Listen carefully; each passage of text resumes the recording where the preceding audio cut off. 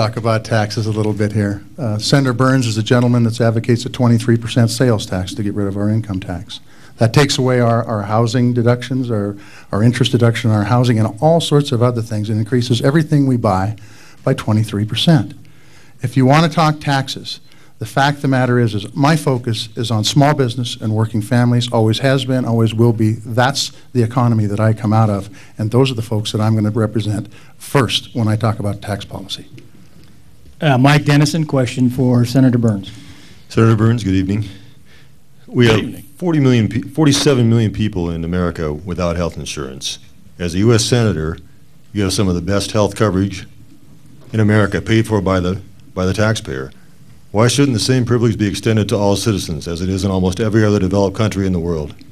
Number one, we pay our health insurance just like anybody else does in the Senate. It's taken right out of my paycheck. If you want my check stub, I'll give it to you. But you're right about uninsured people. We have a small business insurance plan that we tried to get through. It was fashioned in the Small Business Committee and also in the Health and Human Resources Committee by Senator Enzi of Wyoming and myself.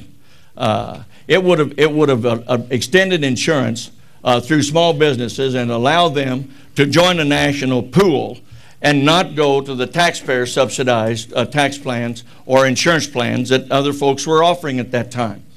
So, and what it would have done, it would extend it anywhere from 10 to 17 million people would have available to them insurance at a lower rate. They could join a larger pool. That was stopped, by the way. We lacked one vote of passing that in the United States Senate. It has been passed in the House, and it should be passed in the Senate. John. That bill that Senator Burns speaks about took away state regulation options, took away prevention that's out there that's mandated by the state of Montana, and once again took control to the federal government level. It's time that we realize we've got a health problem in this, health care problem in this country, and it's not because of the delivery system. It's because it's unaffordable for many Montanans. Drove into a service station a while back, fella came out, said, I'm working 3 jobs, one of them just to pay for my health care. That's not right, and it needs to be fixed. We need to put all the options on the table, and we need to understand there is a problem and work together and fix it. Conrad, 30 seconds. Mr. Tester should read the bill and understand the bill. It allows control of your state auditor or your insurance commissioners. They have a hand in it. In this, and it was signed off by their national association. That's just untrue. And it's also untrue that I support a 23% sales tax, and I will address that at a later point. Chuck, question for John Tester. Senator Tester, you've held yourself out as a supporter of energy development in Montana, yet during your legislative career, you voted many times against Republican-sponsored bills to encourage energy development. Doesn't that contradict your statements in support of it now? No. When I got into the Montana Senate, it was due to a deregulation bill that was passed in 1997 that prompted me to run for the Montana Senate. That deregulation bill was passed at the 11th hour of the session and was not good for the Montana people, and I felt it then as a Montana citizen, and it was the impetus for me running. When you talk about bills in the legislature that I dealt with, one of the things I wanted to have happen when we talked about development of electricity is that Montana people would get that energy at cost before it was shipped out of the and then anything was shipped out of the state, that's fine. Those were not put into the bill. So Montanans were not protected. So just as they weren't protected with the repeal of electrical regulation, called deregulation, these bills that dealt with resource development, I wanted Montanans to have the first benefit from it, and the bills wouldn't address that. And I tried to get them to it, and they would not. Conrad, 60 seconds. Well, he has a record of voting against all kinds of development of our resources here for energy. He voted against coal gasification, too, in a couple of areas in Montana. And I would imagine if you look and see who his support is, we know why he did it, because Council for the Livable World and the Conservation, or the League of Conservation Voters, did not like that, because they don't like any kind of development of our carbon industries.